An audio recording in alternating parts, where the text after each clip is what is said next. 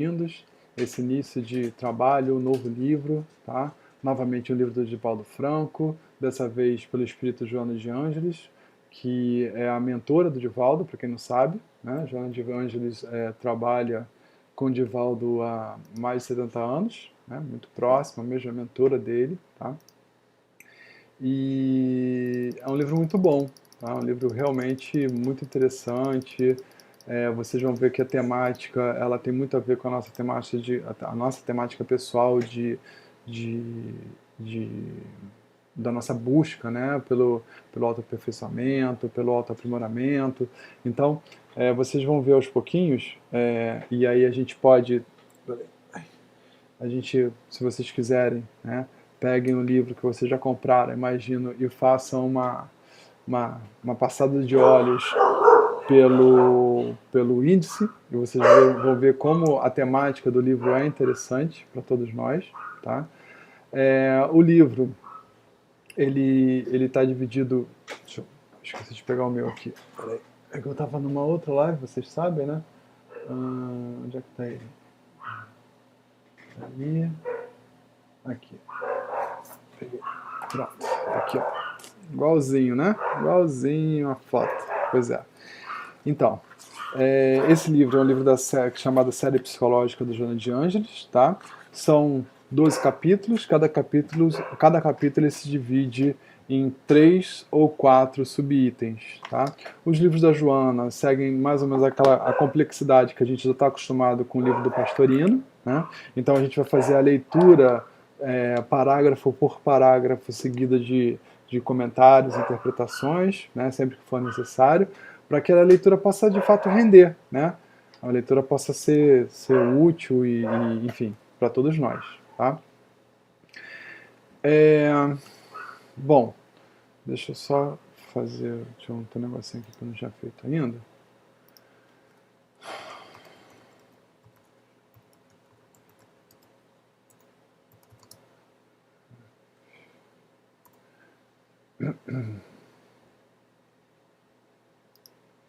Pronto, acho que deu certo aqui.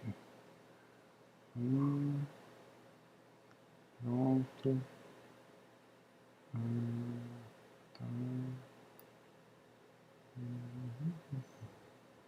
Pronto, era isso que eu queria aqui. Eu não tinha feito isso ainda, senão a gente não consegue fazer o nosso estudo, né? Então,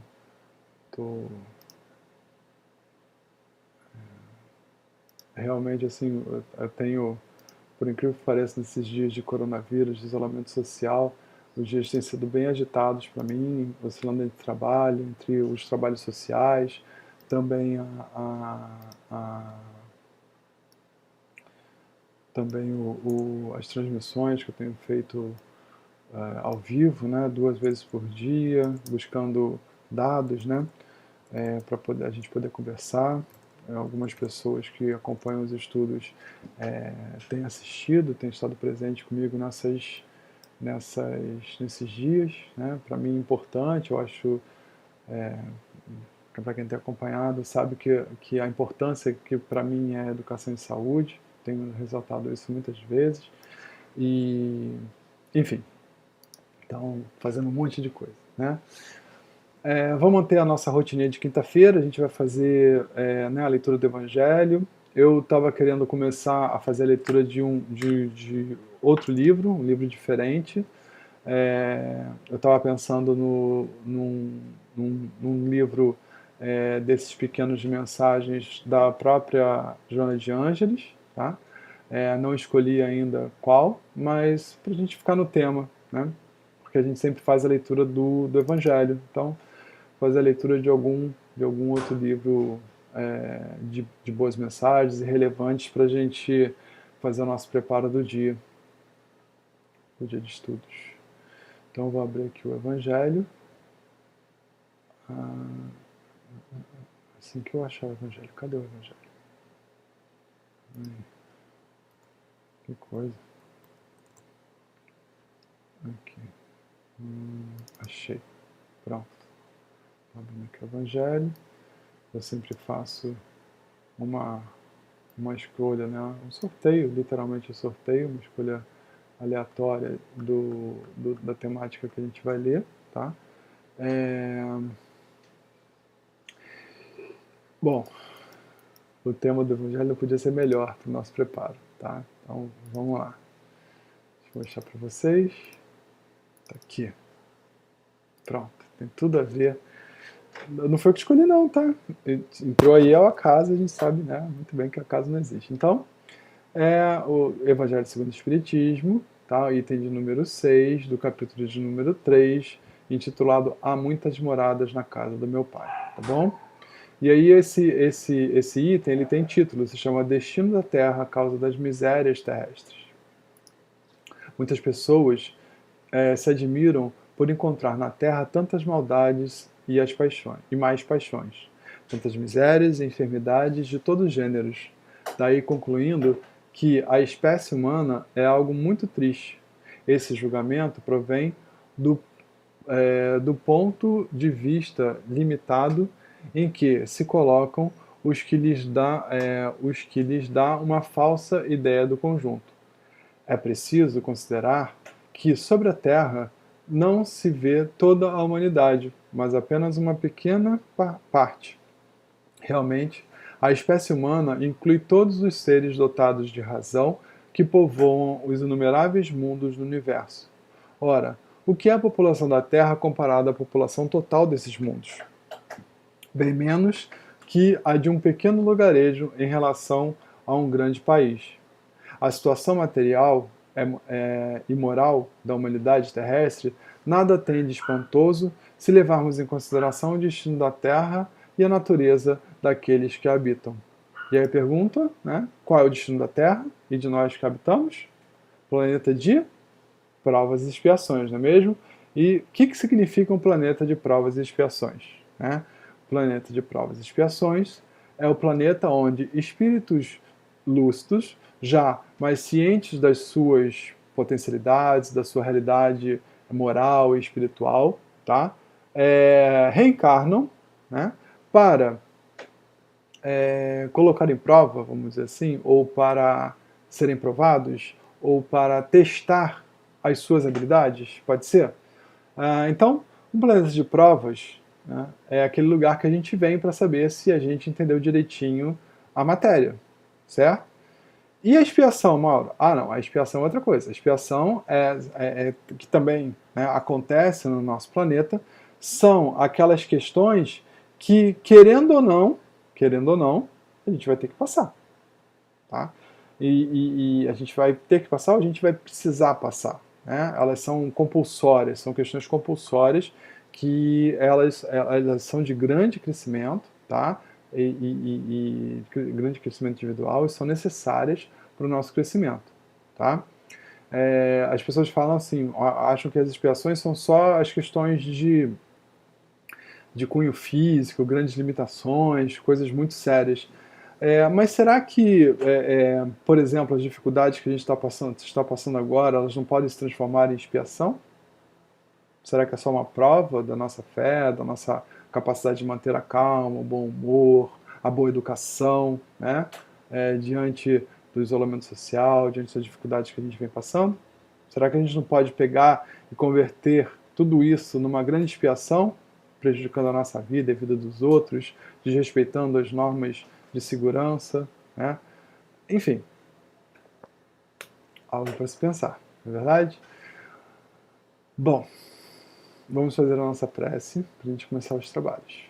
Querido Deus, amado Mestre Jesus, queridos mentores e amigos espirituais que se encontram conosco nesse momento, estamos todos aqui reunidos, Senhor, em nome de Deus, em nome de Jesus, agradecidos pela presença inestimável dos mentores espirituais que nos acompanham e vão chegando para o estudo desse livro, destinados ao nosso grupo, destinados a aproveitar a nossa afinidade, aproveitar o nosso momento, para que nós possamos ser intuídos, ser trabalhados em nossa vibração para o melhor aproveitamento de tudo que aprenderemos aqui. Agradecidos também pela presença dos amigos espirituais, que assim como nós nos reunimos, né, através da Rede Amigo Espírita, através da internet, da tecnologia, que nos une tanto, né, que nos ajuda tanto, para também aprender conosco, aprender junto conosco. Agradecidos pela oportunidade, a nossa disposição de estarmos aqui já sentados, preparados para o estudo. Agradecidos também pela oportunidade de termos acesso a livros tão ricos, tão interessantes para o nosso crescimento pessoal, para o nosso amadurecimento espiritual. Gostaríamos de pedir tão somente nesse momento que possamos ser auxiliados na nossa vibração, nos nossos estudos, ao longo dos nossos estudos, para que possamos aproveitar ao máximo os conhecimentos que serão trazidos daqui. Mais do que isso, gostaríamos também de que esses conhecimentos, através do auxílio dos mentores, possam se transformar em aplicação nos nossos dia a dias, que nós possamos levar um pouco do fruto dos nossos estudos para o nosso comportamento diário, levando um pouco de luz, um pouco de conhecimento, um pouco de sabedoria. E mais do que isso, aprendendo como esse conhecimento se reflete no meio, como as pessoas são tocadas por ele. Sendo assim, Senhor Jesus, é com muito amor e prazer que pedimos a sua permissão para darmos por iniciada essa noite de estudos. Graças a Deus. Bom, estou olhando aqui porque tem um fio pendurado aqui, eu estava com medo do risco do fio balançar, e, enfim, né? Mas hoje estamos bem, boa transmissão, tá? Enquanto tá tranquilo. Eu não vou nem falar muito não, porque depois dá uma encrenca e aí a gente fica meio perdido. Bom, deve estar todo mundo reclamando no chat, né? E eu sei, eu me lembrei aqui ainda agora que eu comecei o nosso estudo sem cumprimentar o pessoal, sem as boas noites que eu sempre faço, né?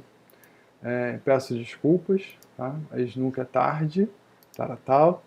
Então, eu estou só acertando aqui as telas, estou com muitas telas abertas, para a gente fazer o nosso boa noite. Só um segundo. Pronto, vou mostrar as pessoas que estão presentes no chat ao vivo. Lembrando que o chat é justamente para valorizar a participação das pessoas, para enriquecer com o nosso crescimento aí nas participações, nos comentários. Então, olha só. Boa noite a todos presentes. Eu vou nomear, como sempre, um a um. Estou passando aqui uma mariposa. Boa noite a Alice Araújo, Luísa Medeiros, Karine Borg, Rita de Cássia. Boa noite a Carla Rezende, Marcelo Macedo. Boa noite a Marinalva Mello. Boa noite a Rosinete Sensi. Boa noite a Yolanda Martins. Boa noite ao Daniel Rosa. Boa noite a Michele Cáceres. E boa noite a Juliana Gomes, que acabou de entrar aqui mandando sua saudação. Boa noite a Carmen Ferreira. Tá? Esse é o pessoal. E a Elis Patrícia acabou de entrar agora. Boa noite também, Elis. Peraí, é que tem um bichinho. Vocês viram ele voando aqui? Mas é uma mariposinha, né? Mas esse aqui só um instantinho, que eu deixei a janela aberta e aqui dá para trás, aqui num terreno arborizado. Só um segundo que eu vou fechar a janela. Um segundinho.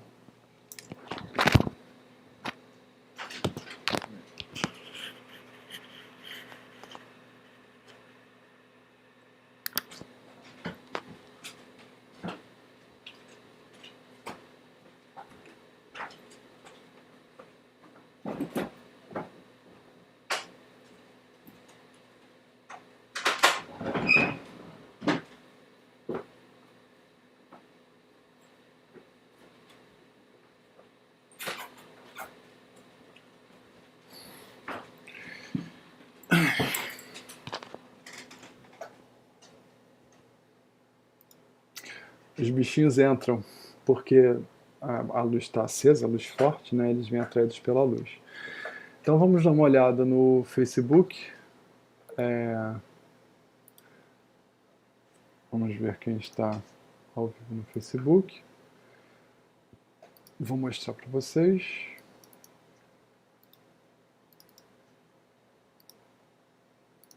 Pronto, aí ó.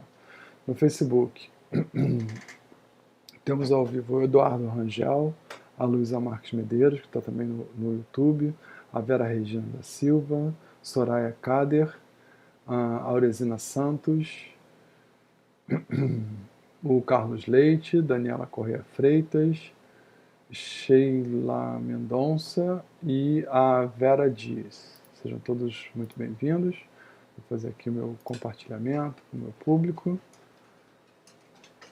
Mandar meu coraçãozinho para o vídeo da Rai. E pronto. Feitos os cumprimentos. Opa, deu um problema aqui. Feitos os cumprimentos, né? Estamos todos aqui. A gente vai seguir a mesma estrutura que a gente já vem seguindo, né? Vamos à nossa meditação, tá bom? Então, a Miriam, entrou aí a Maria Helena Seconello e a Maria Lúcia Veloso, sejam todos bem-vindos, tá? Olhando para frente, tá? Os olhos bem serenos, a expressão tranquila, olhos abertos, olhando para frente sem nos fixarmos especificamente em algum ponto, os pés de preferência tocando o chão, as pernas descruzadas. Vamos começar respirando, inspirando pelo nariz, soltando longo e pausadamente pela boca. Tá? Então começamos.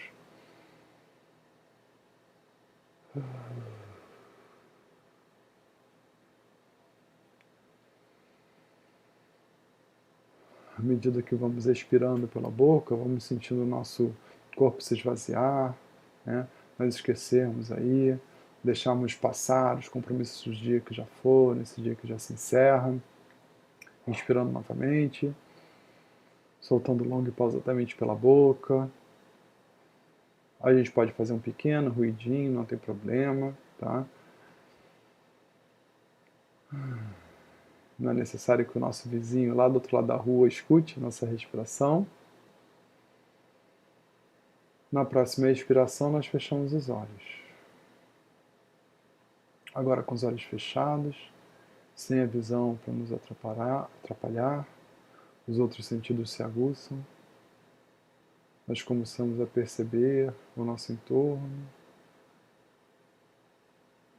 com os nossos outros sentidos, os sons, os cheiros, o nosso peso sobre a cadeira. Começamos a entender como estamos agora, onde estamos. Perceba que a respiração ela vai naturalmente voltando ao seu normal. Ela não precisa de nós para existir, porque ela é automática.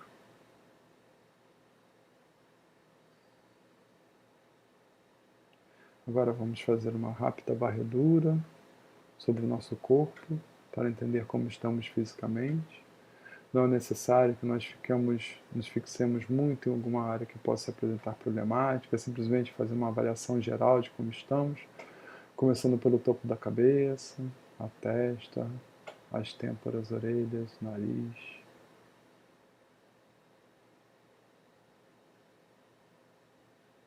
Passando pelo queixo, pescoço, indo aos ombros, o tórax, nossos braços, antebraços, nosso abdômen, nossas mãos, nossos quadris, nossas coxas, nossa panturrilha, nossas pernas, nossos pés que tocam os chãos.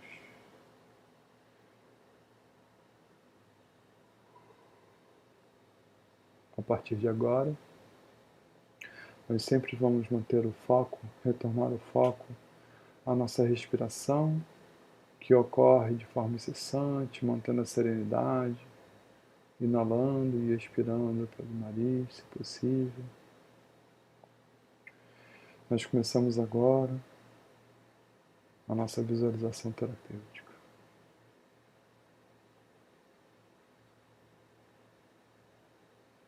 Imaginemos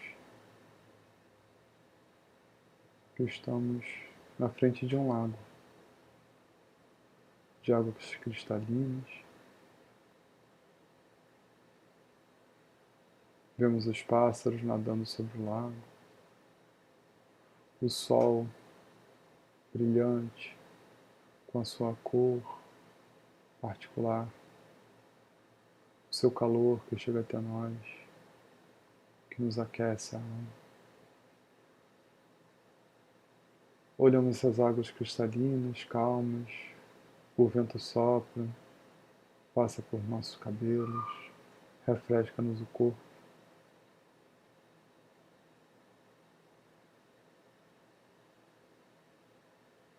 Tudo é muita tranquilidade.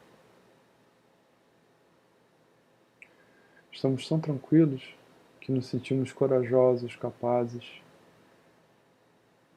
de olhar para a nossa maior problemática neste momento.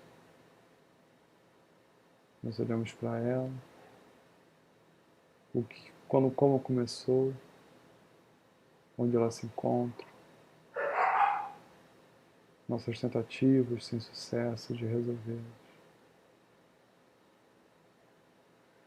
Agora, nós imaginamos essa problemática como se fosse uma pedra. Qual tamanho teria essa pedra?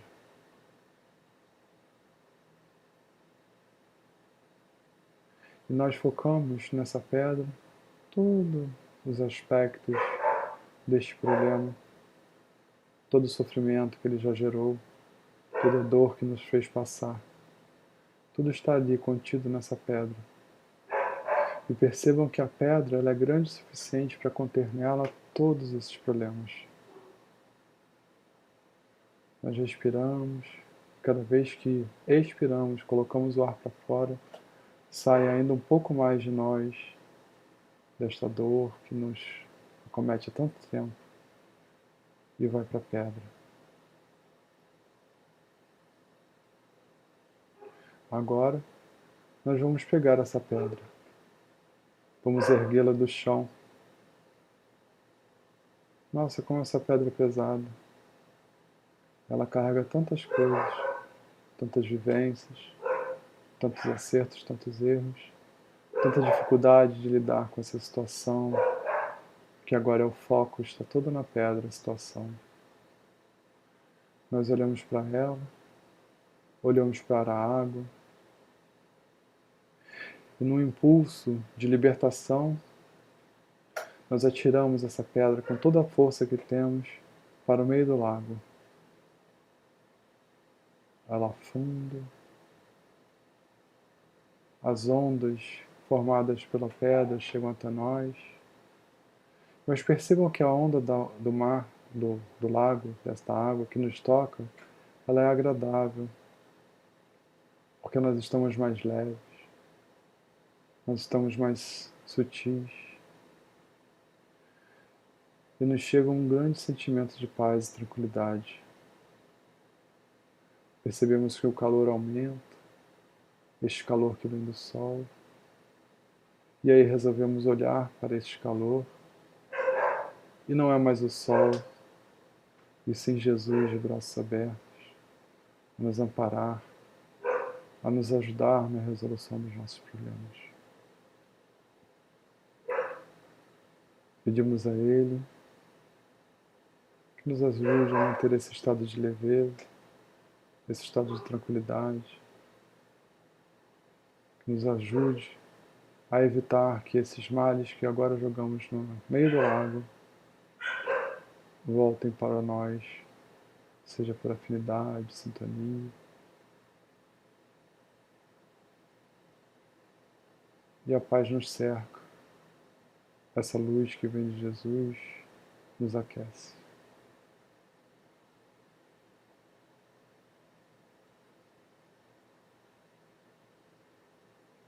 Nesse momento, retomando o nosso corpo, voltando a sentir o peso da cadeira, voltando a sentir nossos pés tocando os chãos. Nós podemos nos mexer um pouquinho, ainda de olhos fechados, esticar o corpo, espreguiçar um pouquinho. E na próxima expiração, nós abrimos os olhos. E aí? como forma de visualização terapêutica. Tô até meio tonto aqui. Foi bom para vocês? Conseguiram jogar a pedra bem longe? Show pro Leão. Chega, né? Bom,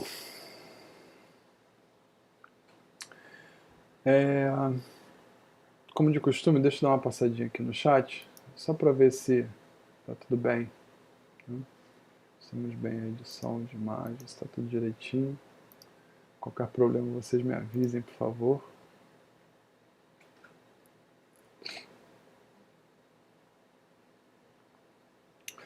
Tá. O pessoal gostou? Que bom. Essa ideia. Eu também gostei. Para mim foi bom aqui do meu lado. Eu estava meditando também, gente. Eu estava só falando, né? Conversando com vocês, falando que eu estava imaginando e pensando, mas estava junto meditando, tá bom? Bom, então vamos de livro novo, né? Eu vou mostrar para vocês aqui o nosso livro. E tá aqui. A capa do livro você já conhece, né? Então eu já estou aqui na parte do índice do livro, tá? Então estou só dando uma ajeitadinha aqui para ficar um pouco maior, um pouco mais visível. Aumentar um pouquinho a letra. Pronto. Então,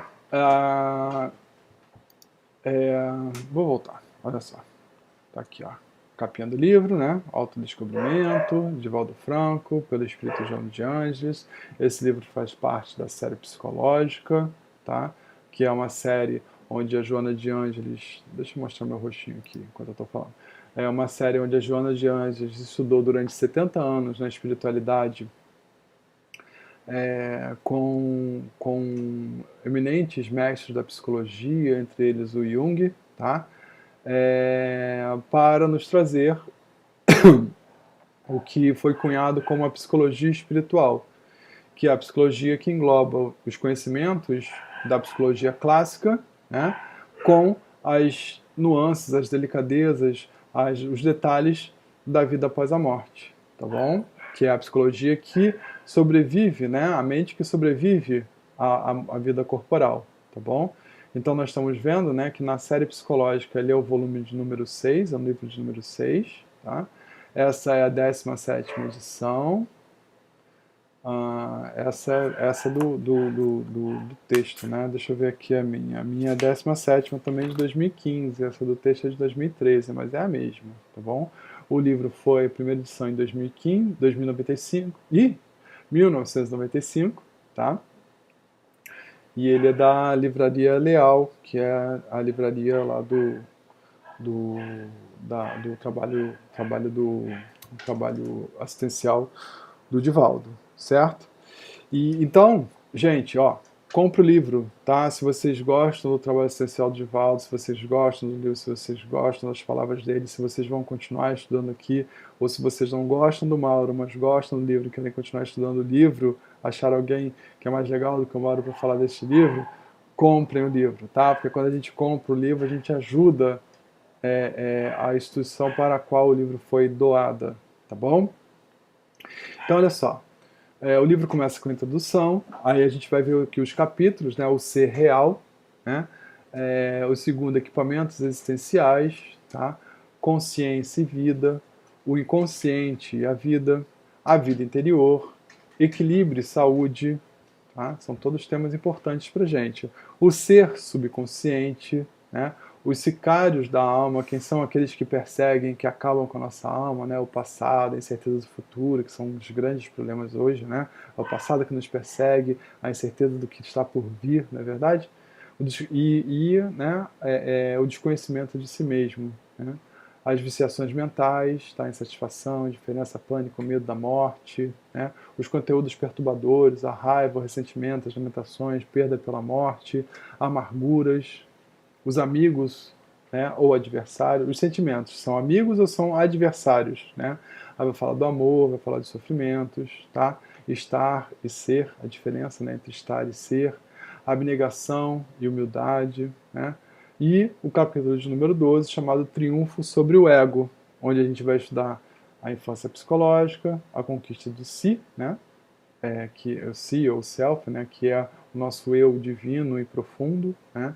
E a libertação pessoal. Então é um livro bem legal, bem interessante, tá? Que vai dar muito pano para discussões, pano para né, muito motivo aí para gente aprimorar nosso aprendizado, nosso conhecimento. Então muita enxancha, como fala, né? Muita chance de crescimento, tá bom? Então hoje, né? A gente vai fazer leitura do quê? Né? Todos os livros da série psicológica, tá? Ele começa com um que a gente pode chamar de um resuminho. Vamos chamar de resuminho? Aqui, ó. Tô só acertando aqui pra gente ver. Olha só. Começa com uma carta introdutória, tá? Vocês estão vendo aqui, ó. Que ela sempre é escrita, vou mostrar aqui atrás, ó. Pela Joana de Ângeles, certo? Dedicando o livro, né? Explicando um pouquinho as razões, né, que nos levam levam eles, né, a escrever esse livro. É uma introdução, certo? E aí depois a gente começa com o capítulo, tá bom? Na próxima aula. Aula de hoje a gente vai fazer a introdução. Então vamos lá. Voltando aqui. Autodescobrimento, uma busca interior. A Joana, ela tem esse linguajar e a característica natural dela, ela sempre que ela escreve muito embasada, é muito estruturada a escrita dela. A escrita, às vezes, é de vocabulário difícil. E isso, o Divaldo já explicou pra gente, que é a intenção, né? A intenção do vocabulário difícil é fazer com que essa dificuldade para nós seja motivo de pesquisar, de aprimorar o nosso conhecimento, nosso entendimento das coisas, tá? Aprofundar nossos conhecimentos, aprofundar o nosso vocabulário, aprofundar o nosso sentido de pesquisa. Tá? Então, ele em certa forma, ele é proposital, certo? Então, aqui, como a gente está fazendo o estudo, e o estudo visa a compreensão do texto, então sempre que houver uma palavra muito difícil, né, a gente vai falar sobre o significado dessa palavra e a repercussão dessa palavra no texto, tá bom?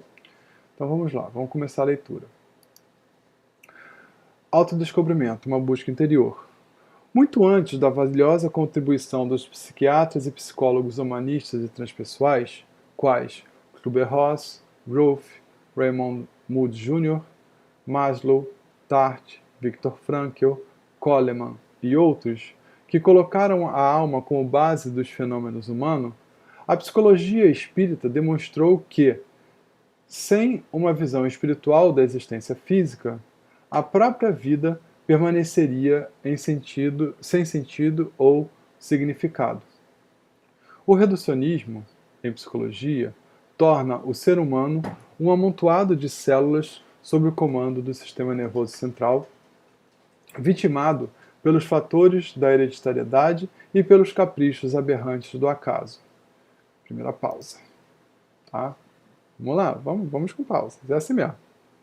Então, esses psiquiatras e psicólogos humanistas e transpessoais, são duas linhas da psicologia, tá? Eles tiveram destaque nas décadas, normalmente nas décadas de 50, 60 e 70 do século passado. Então, 1950, 1970, 1960 do século passado, tá? E todos eles têm em comum o fato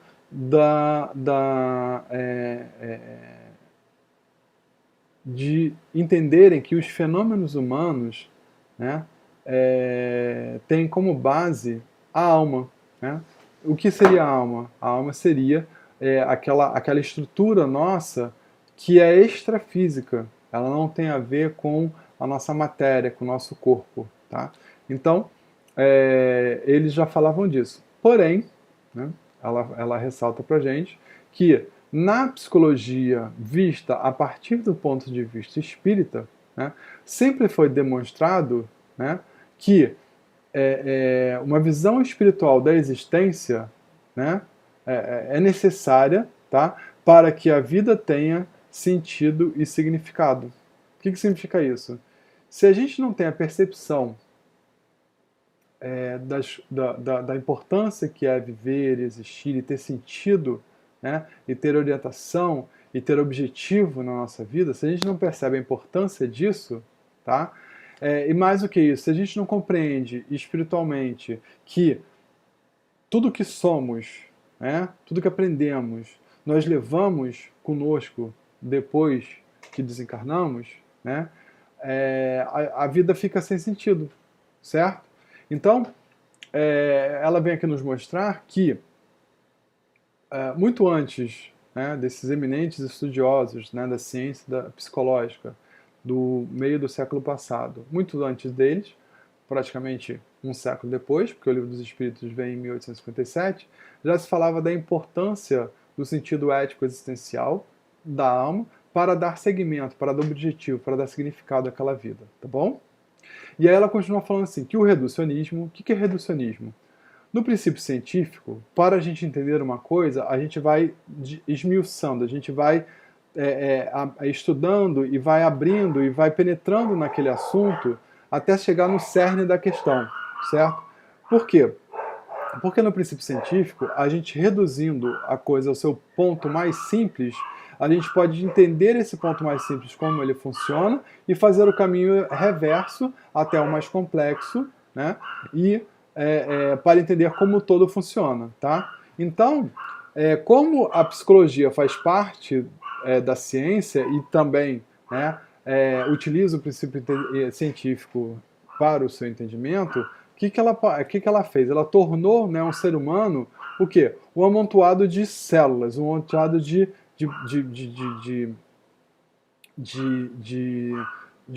células interligadas através do seu sistema nervoso, através de nervos, tá? E que essas células elas funcionam ordenadamente porque o seu sistema nervoso funciona ordenadamente, certo? E que existem fatores genéticos que podem alterar o bom funcionamento dessas células, e a gente não sabe muito bem entender porquê, né? E ela fala assim, pelos caprichos aberrantes do acaso, né? Então, assim, então as coisas acontecem por sorte, né? A hereditariedade também é uma questão acidental, aconteceu e não tem uma razão de ser, né? E as nossas células funcionam ali sob a dependência do nosso sistema nervoso central e só isso. Então, ela reduziu a vida à sua mecânica simplesmente física, tá? Seu funcionamento mecânico mesmo, como se fosse uma máquina, né? Aquelas pessoas que falam assim, o corpo é uma máquina, porque tem uma bomba que bate, entendeu? Isso aí é o reducionismo, ou seja, a gente usar palavras que a gente conhece para descrever alguma coisa e reduzir a função dela a algo que a gente consiga compreender. Então, falar que, por exemplo, que o coração é uma bomba que puxa sangue, puxa sangue venoso e ejeta sangue arterial rico em oxigênio, é uma forma reducionista de você passar um pouco do que seria a função cardíaca, mas a gente sabe que ele tem outras funções também, tá bom? Continuando. A saúde e a doença, a felicidade e a desdita, a generalidade e as patologias mentais, limitadoras e cruéis, não passam de ocorrências estúpidas da eventualidade genética. Assim considerado, o ser humano começaria na concepção e anular-se-ia na morte, um período muito breve para o trabalho que a natureza aplicou mais de 2 bilhões de anos, aglutinando e aprimorando moléculas que se transformaram em um código biológico fatalista. Tá? Então, nesse ponto de vista científico reducionista, né, tudo acontecendo ao acaso, né, menospreza o fato de que a vida na Terra evolui todo esse tempo, né, cerca de 2 bilhões de anos, para chegar aqui e se esvair, né, nessa complexidade toda que é o ser humano, né, que são os seres animais mais complexos e dotados de consciência e de si mesmo e da sua coletividade, com sentimentos e pensamentos profundos, né? Será que isso tudo se esvai depois da morte, quando as células param de funcionar e aí acabou tudo, né? Seria, como ela está falando aqui, um desperdício, né, de tempo, de investimento, né? Então, pô, vira todo mundo ameba, né, aquela bactériazinha pequenininha, porque dá na mesma, né? Dá na mesma. Então, isso seria, segundo a Joana de Ângeles está falando para a gente, um desperdício, né, de oportunidade de tempo. Tá? Por outro lado, a energia genética atual, a engenharia genética atual, analisando-se a biologia molecular, começa a detectar a energia como fator causal para a construção do indivíduo que passa a ser o herdeiro de si mesmo nos avançados processos das experiências da evolução. Então, olha que interessante, né? Aos pouquinhos, o estudo da genética, a gente está falando de um livro de 1996, tá? E o diretor do projeto Genoma, chama Francis Collins, né? Em 2000, foi 2001, não, em 2000, né? Ele se reuniu lá com o presidente Bill Clinton, em ligação direta com, acho que era o Tony Blair na época, que era o primeiro-ministro da Inglaterra, justamente para fazer o anúncio de que a humanidade tinha conseguido, num esforço científico tremendo, né, fazer a completa codificação do genoma humano. Né? E isso foi muito fantástico, foi muito comemorado e premiado, etc, etc, etc. Né?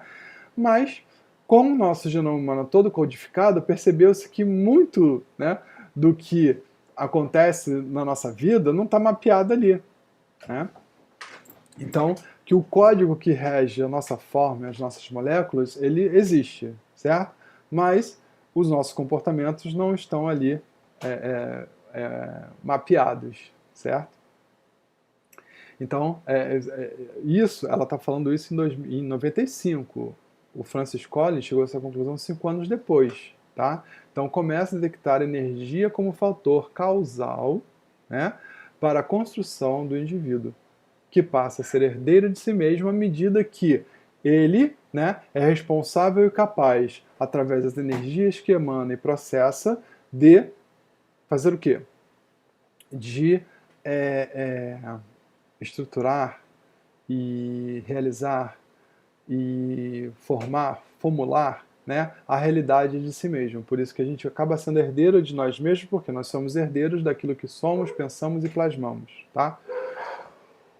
Os conceitos materialistas, continua ela, desse modo, aferrados ao mecanismo fatalista, cedem lugar a uma concepção espiritualista para a criatura humana, libertando-a das paixões animais e dos atavismos que ainda lhes são predominantes.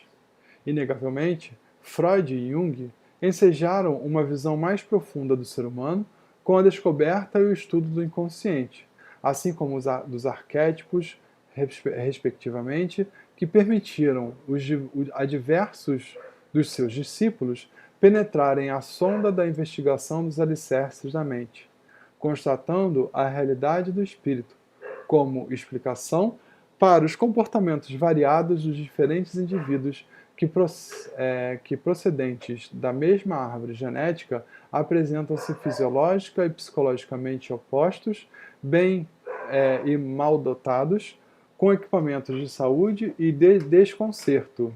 Né? E a gente compreende isso, que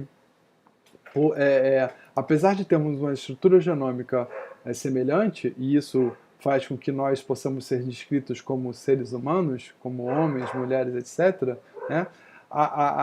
Não existe uma mecânica lógica em que fala assim, esse gene aqui vai transformar essa pessoa num ser muito alto, esse aqui numa pessoa num ser muito baixo. Não tem isso, né? E o que faz uma pessoa, né, ser alta e ser baixa, ser bonita e ser feia, né? Pois é, né? Então, essa variação dentro de um mesmo genoma começou a mostrar para os cientistas que existia algo mais. Tá? Não nos atrevemos a negar os fatores hereditários, sociais e familiares da formação da personalidade da criança. No entanto, adimos que eles decorrem de necessidades da evolução que impõem a reencarnação no lugar adequado, entre aqueles que propiciam os recursos compatíveis para o trabalho de autoiluminação, de crescimento interior. Então, olha que interessante. Ela, né, muito acertadamente, não está se atrevendo a negar que os fatores hereditários são preponderantes, né, que as questões sociais e familiares são fatores de influência importantes em cada um de nós, tá? Isso é importante. É importante que a gente entenda que parte de nós é isso, né? Fator hereditário, sociedade, família, que está trabalhando sobre as nossas mentes, sobre os nossos pensamentos e está ajudando a mostrar, a transformar a nossa realidade pessoal, tá? E ela fala assim, adicionamos a isso, né, que estes fatores hereditários, sociais e familiares decorrem da necessidade que cada um de nós temos de quê? De evolução, né, de crescimento espiritual, certo? Que impõe a reencarnação no lugar adequado entre aqueles que propiciam os recursos compatíveis para o trabalho de autoiluminação. Então, nós nascemos e crescemos, né, com aquelas particularidades hereditárias, com aquela inserção social e dentro de uma família 100% dedicada ao quê? Às necessidades evolutivas da nossa existência. Tá? Tudo é programado, tudo é planejado, certo? O lar exerce, sem qualquer dúvida, como ocorre com o ambiente social, significativa influência no ser, cujo ônus será o equilíbrio ou a desordem moral, a harmonia física ou psíquica, correspondente ao estágio evolutivo no qual se encontra. A necessidade, portanto, do autodescobrimento em uma panorâmica racional torna-se inadiável a fim de favorecer a recuperação quando em estado de desarmonia ou o crescimento se portador de valores intrínsecos latentes. Enquanto não se conscientize das próprias possibilidades, o indivíduo aturde-se em conflito de natureza destrutiva ou foge espetacularmente para estados depressivos, mergulhando em psicoses de vária ordem, que o domina e inviabilizam a salvação, pelo menos momentaneamente. Tá? Então, aqui começa a ter os parágrafos, né, que são de maior relevância, significado e correspondente à nossa vivência real, né? São parágrafos de necessidade prática, né? Então ela fala assim, olha só. Peraí, aqui. Ela fala assim, o lar, né? Ou seja, o lar significa o quê? O ambiente socioeconômico, familiar, genético, onde crescemos. Então o lar é tudo isso, tá? Sem qualquer dúvida, né, significa influência no ser, né? E o custo disso será o quê? O equilíbrio ou a desordem moral.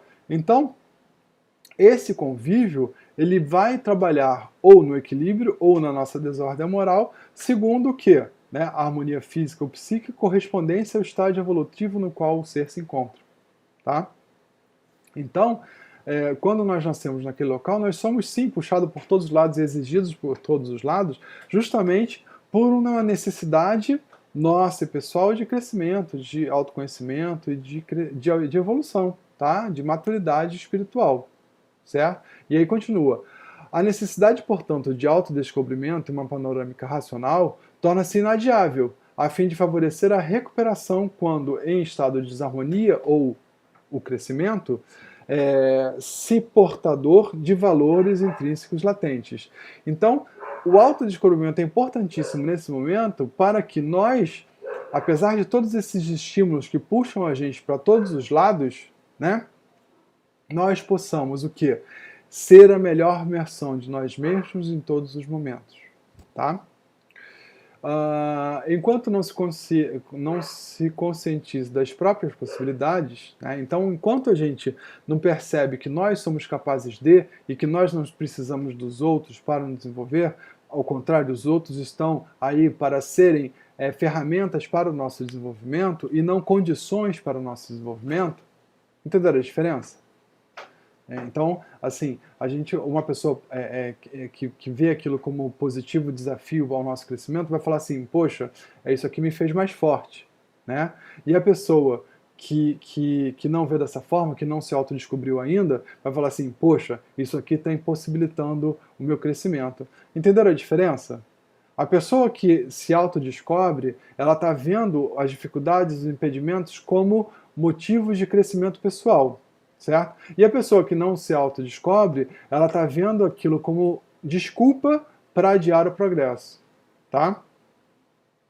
Enquanto não se conscientize, o indivíduo atua-se em conflitos de natureza destrutiva ou foge espetacularmente, né?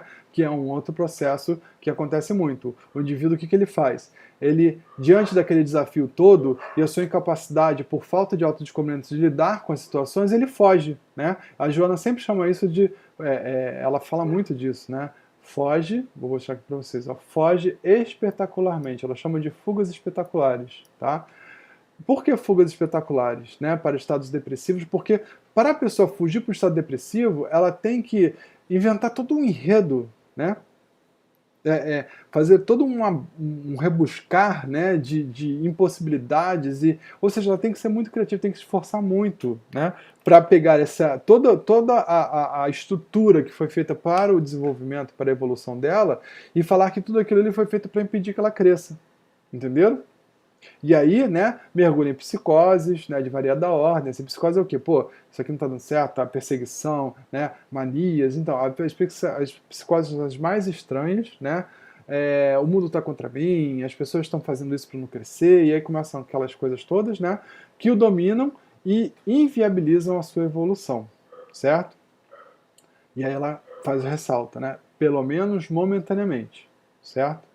A experiência do autodescobrimento faculta-lhe, ou seja, tem saída, tá? Aquilo ali não vai acabar assim, não. A gente não vai acabar ali no o psicótico, depressivo, etc. Não, aquilo ali é momentâneo, certo? Enquanto a gente está nesse processo aí de autodescobrimento, no início pelo sofrimento, pelo amargor, né? A experiência do autodescobrimento faculta-lhe identificar os limites e as dependências, as aspirações verdadeiras e as falsas, os embustes do ego e as imposturas da ilusão. Vocês estão vendo que esse livro ele é complementar ao livro que a gente estava?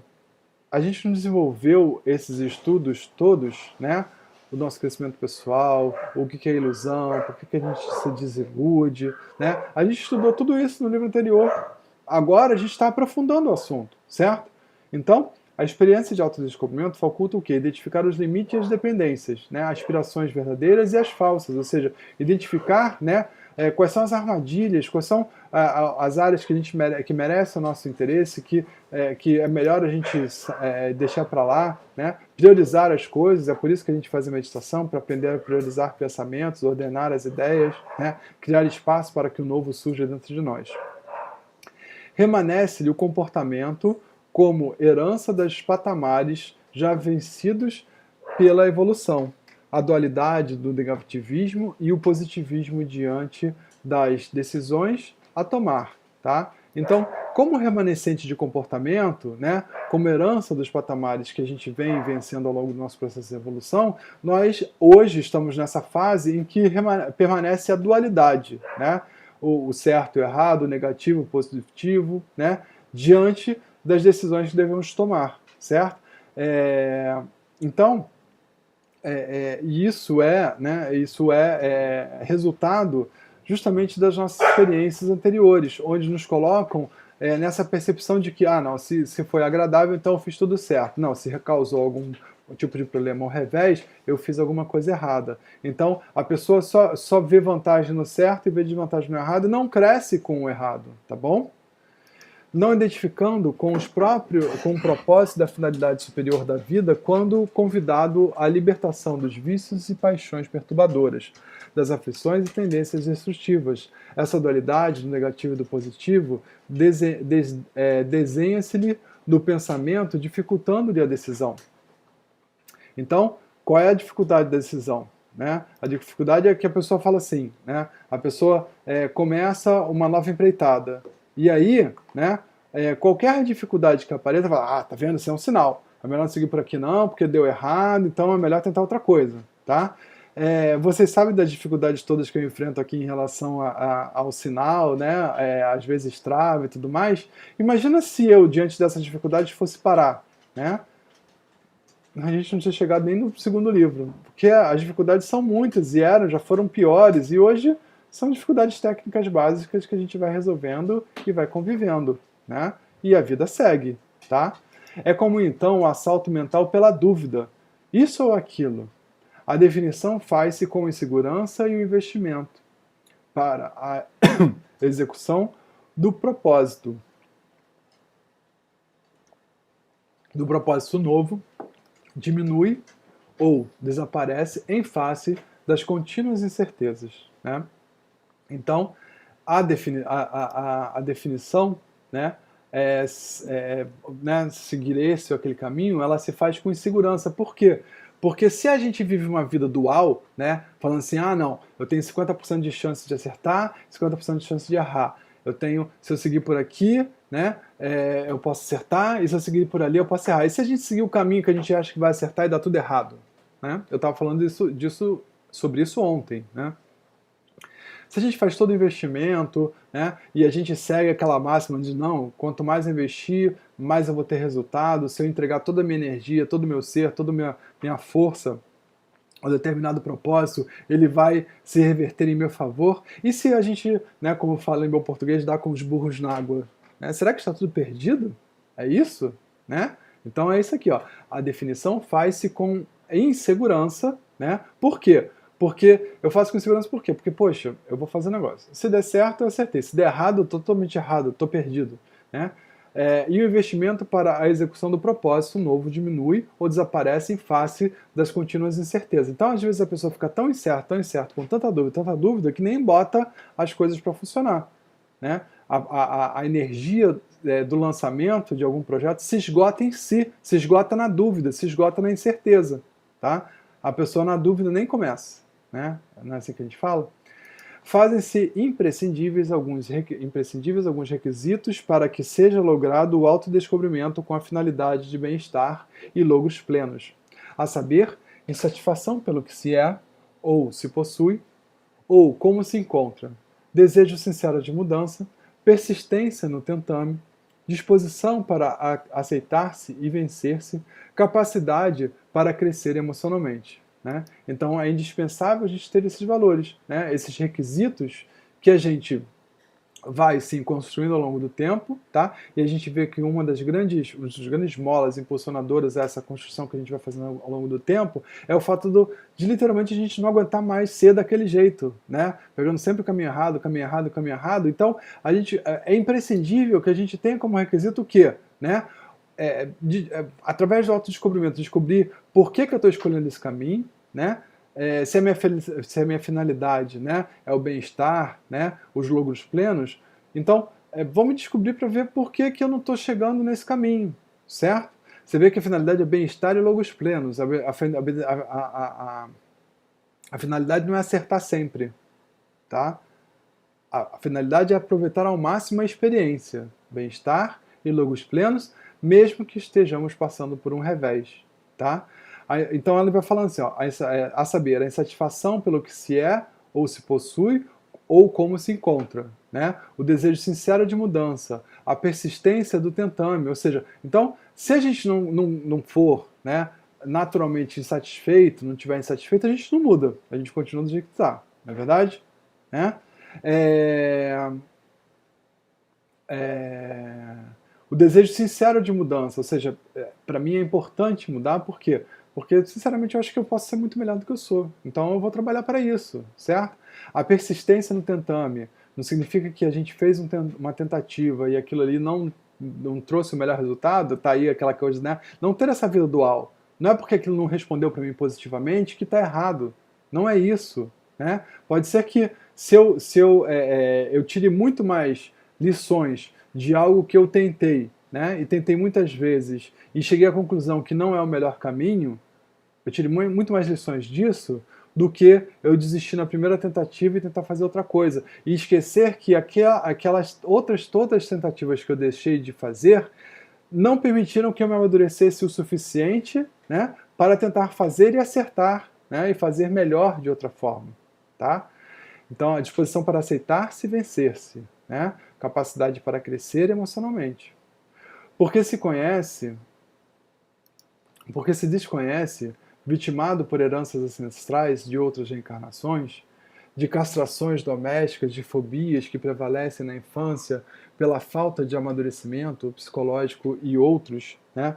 O indivíduo permanece fragilizado, suscetível aos estímulos negativos, por falta de autoestima, né, do autorrespeito, dominado pelos complexos de inferioridade e pela timidez, refugiando-se na insegurança e padecendo aflições perfeitamente superáveis, que lhe cumpre ultrapassar mediante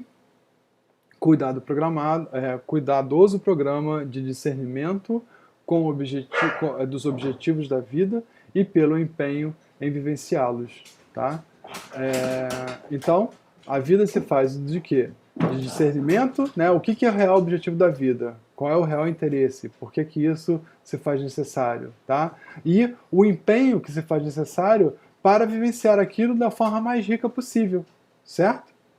Inadvertidamente, ou por comodidade, a maioria das pessoas aceita e submete-se ao que poderia mudar a benefício próprio, autopunindo-se, né, e acreditando merecer o sofrimento e a infelicidade com que se vê abraços, quando o propósito da divindade para com as suas criaturas é a plenitude e a perfeição, de onde advém justamente a percepção de uma vida mais plena e mais feliz. Tá? Então, fruto que, a gente voltando, né, ao parágrafo anterior, dessa herança atávica das nossas reencarnações, tá, pelas várias, essa herança ancestral, dessas várias reencarnações que a gente vive, né, onde nós sofremos várias castrações. O que é castração? Castração é quando a gente chega lá na nossa vida de relação familiar, né? E a gente fala, nossa, eu tive uma ideia muito legal. Aí alguém na família fala assim, caraca, cara, você só tem ideia imbecil, por que a gente vai perder tempo ouvindo o que você está falando? Né? Isso é um tipo de castração, tá? Ou então a castração fala assim, ah, não, o fulano não adianta começar nada, porque ele não segue, ele é muito bobo. Aí fala isso na nossa frente. Se a gente aceitar isso, você está sendo castrado, tá? As fobias que vêm da infância, né? A falta de amadurecimento psicológico e outros, né? O indivíduo permanece fragilizado, né, por todas essas questões. Então, quando, né, inadvertidamente ou por comodidade, né, a maioria das pessoas aceita e submete-se, né, ao que poderia mudar em benefício próprio, né, autopunindo-se, acreditando merecer o sofrimento e a infelicidade com que se vê de abraços, quando o propósito da divindade, né, o propósito da divindade não é esse, né, ver sim as criaturas plenas e felizes, tá? Então, aquele Deus castrador, punitivo, vingativo, né, que nos persegue durante muitas existências e várias vidas que nós já tivemos, ele está no cerne, muitas vezes, da nossa vivência, onde a gente passa por não, eu estou sofrendo porque eu mereço, eu fiz alguma coisa de errado, e a gente traz isso por espiritismo, né, e traz por uma muito má interpretação do que é o karma. A gente fala assim, não, estou passando essa dificuldade toda porque eu estou pagando karma, eu devo ter sido uma pessoa péssima na outra reencarnação, e aí a gente vai fazendo o quê? A gente vai criando desculpas para não crescer, tá? E aí continua. Dominado pela conduta infantil, dos prêmios e dos castigos, o indivíduo não amadurece o eu profundo, continuando sob o jugo dos caprichos do ego, confundindo resignação com indiferença pela própria realidade espiritual. A resignação deve ser um estado de aceitação da ocorrência, dor sem revolta, porém atuando para erradicá-la. Libertando-se das imagens errôneas a respeito da vida, o ser deve assumir a realidade do processo da evolução e vencer-se, superando os fatores de perturbação e de destruição. Tá? E assim termina a primeira parte da cartinha dela. Né? Então, quando a gente é dominado por essa conduta infantil, né, dos prêmios e dos castigos, ou seja, o que é a conduta infantil? É isso que eu estou falando agora, né? A gente, vou fazer isso aqui porque isso aqui me traz felicidade. Não, eu vou fugir disso aqui porque eu sei que isso aqui vai me dar uma felicidade momentânea, depois vai dar tudo ruim, né? Ou então a gente faz querendo acertar e depois fala assim, eu estou sendo castigado, então eu fiz alguma coisa errada, né? O indivíduo não amadurece, o eu profundo, porque o eu profundo, ele sobrevive, ele não precisa de prêmio nem de castigo, ele é muito superior a isso, tá? Ele entende os prêmios, né, como algo necessário ao seu autocrescimento, né? E o castigo, né, como algo que ele deveu passar, porque ele tomou umas escolhas que naquele momento pareciam certas, mas que, quer dizer, não é castigo, né? É revés, é dificuldade, o erro instrutivo, vamos dizer assim. Né? E aí, né, ele confunde a resignação com indiferença pela própria realização espiritual. Né? O que é resignação? Né, que ele fala aqui. Deve ser um estado de aceitação da ocorrência, né, dor sem revolta, né, mas atuando positivamente para erradicar a dor, ou seja, para exterminar com a dor. A indiferença é aquela assim, eu sou um miserável mesmo, eu já vi que a vida não presta, que não vai dar certo, né? E então eu vou sair, né? Álcool gel que se dane, se pegar coronavírus tanto faz, se eu morrer porque eu tinha que morrer mesmo, essa indiferença, né? Que é super infantil, não leva a lugar nenhum, tá? Não leva a lugar nenhum, né? Liberando-se das imagens errôneas a respeito da vida, o ser deve assumir a realidade do processo da evolução e vencer-se, superando os fatores de perturbação e de destruição. Tá? Então, essa aí é o nosso grande motivo de vida. Né? Nós vencermos a nós mesmos, né? Superando justamente esses grandes motivos, né? Fatores de perturbação em nossa vida. Tá bom? Vamos lá, vamos ver o que o pessoal está falando aqui no chat. Deixa eu ver onde começaram aqui as perguntas.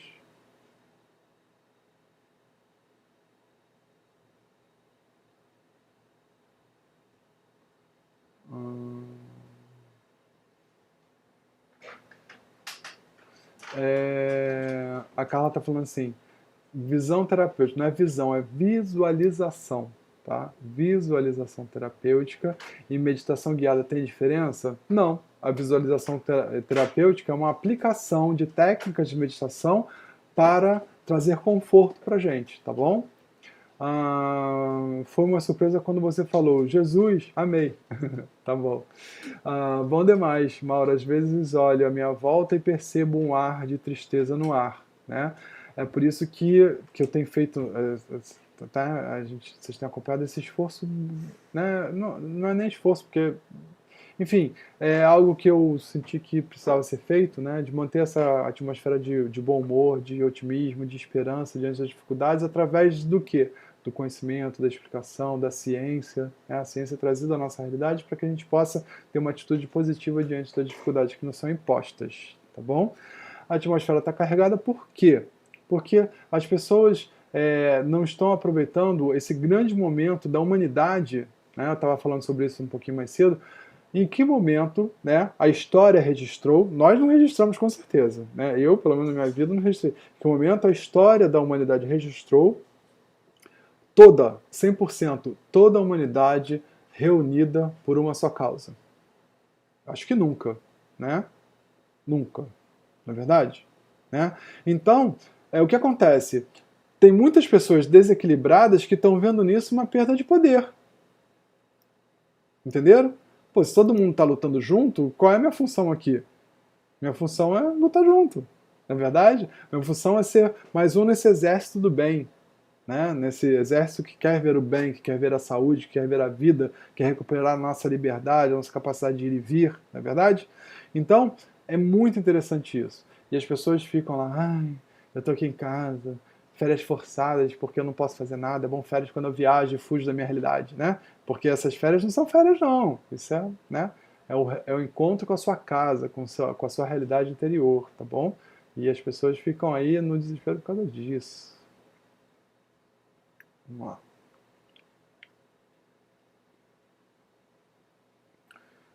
Deixa eu ver. Então...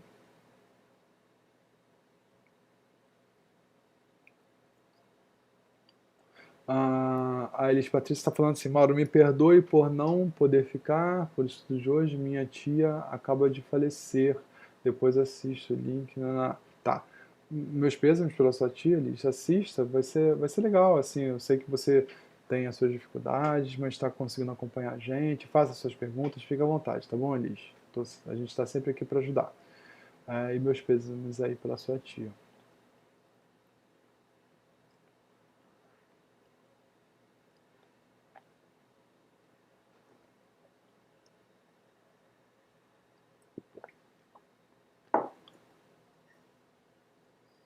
Estou vendo aqui as participações, as perguntas, né?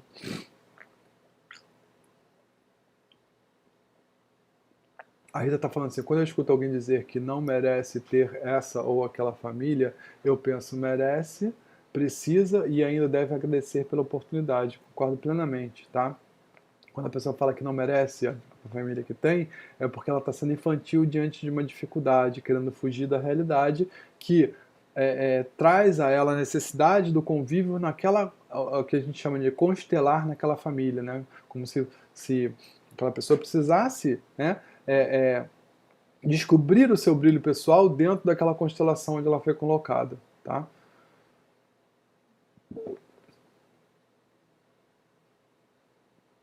O Daniel está falando assim, Mauro, nesse autodescobrimento entraria uma reflexão das imperfeições que vamos sublimar e das virtudes que já culminamos nas reações do contato com familiares, colegas de trabalho que detectamos.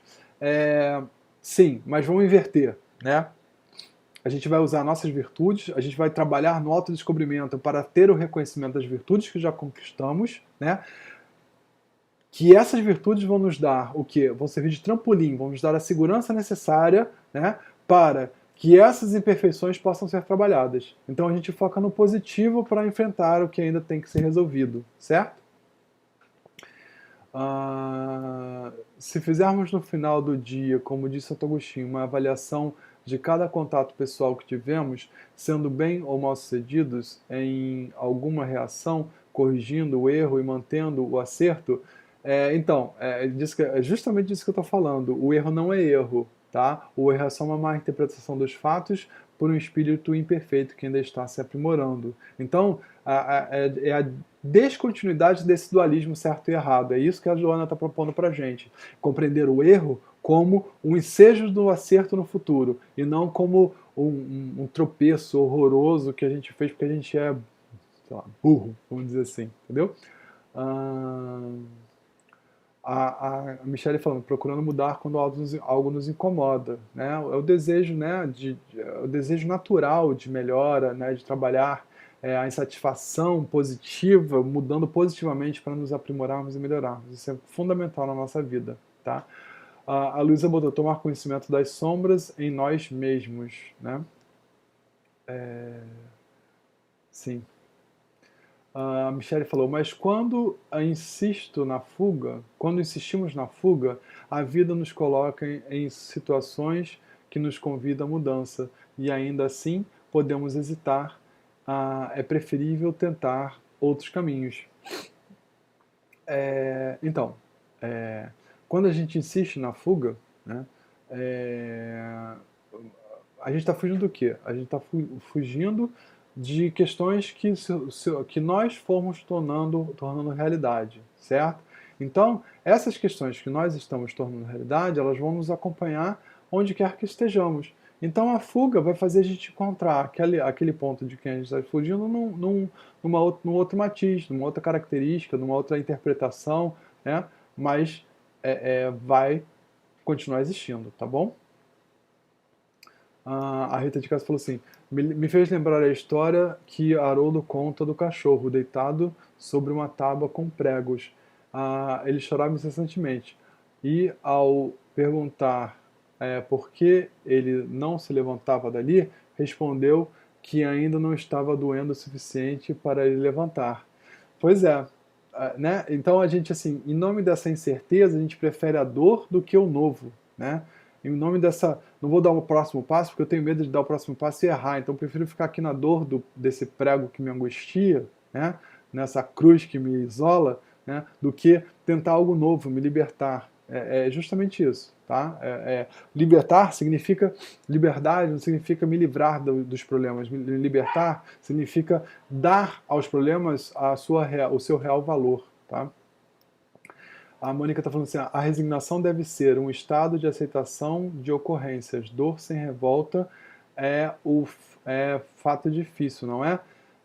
Sim, é fato difícil, né? Então a resignação a gente compreende a dor sem aceitar, não baixando a cabeça, aceitando aquilo como um fato consumado, mas sim como um indicativo de que aquele caminho pode ser melhorado, tá? Ou seja, a resignação ela é sempre ativa e não passiva, ela está sempre Tá, tudo bem, aconteceu, né? Tô passando por uma dificuldade, mas vamos lá. Vamos estudar como é que eu posso fazer isso melhor. E continua, a vida continua, tá? Quando a pretensão de só possuir virtude se instala, a pessoa não amadurece, fica na fase infantil ilusória, com certeza, concordo, Luiz. A Yolanda falou assim: é a primeira vez que vejo, gostei muito, acompanhei com o meu livro. Obrigada, Mauro. Informe, por favor, os dias e os horários. Esse estudo sempre ocorre, Yolanda, às 18 horas das quintas-feiras. A gente não acabou ainda não, ainda tem um pedacinho, tá? Então, seja bem-vinda, tá? Acompanhe com seu livrinho, faz anotações, traz pra gente o fruto dos seus estudos. Acho que o vírus chegou para realmente o mundo se unir e se descobrir. Sim, é a proposta de uma nova ordem, né? Ah, Aí ela falou: o que eu preciso fazer? Como faço? Eu peguei por acaso às 18 horas, tá? É só você botar Autodescobrimento Mauro Guimarães e apareceu. Se por acaso você não puder assistir às 18 horas, é só procurar minha playlist, Mauro Guimarães também, tá bom, Yolanda?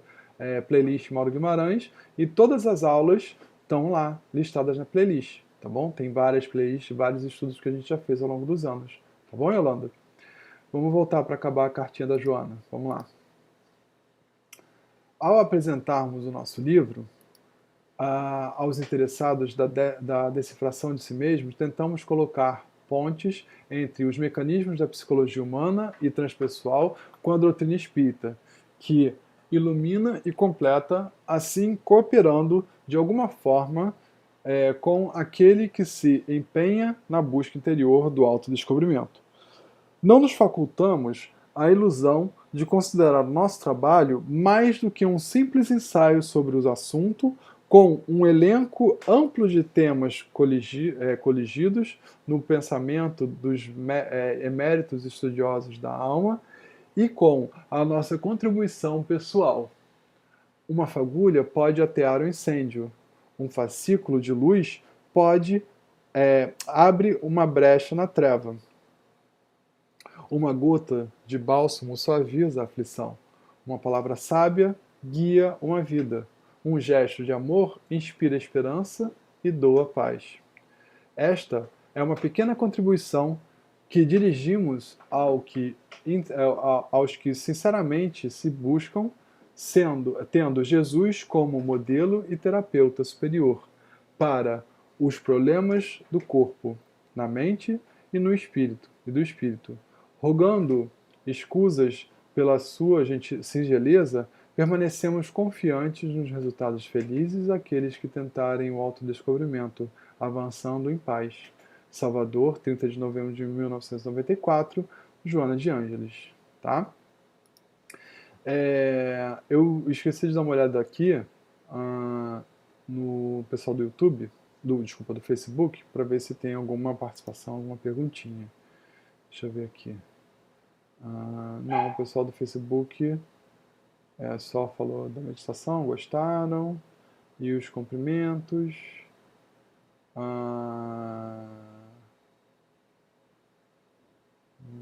O Carlos Leite falou: o cenário hoje da Terra é de expiação, não vejo de outra forma.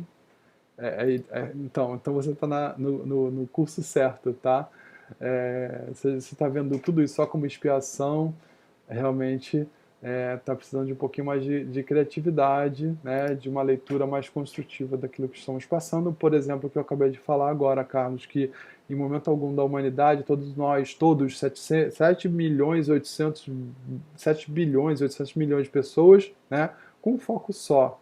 Né? O que é esse foco? Né?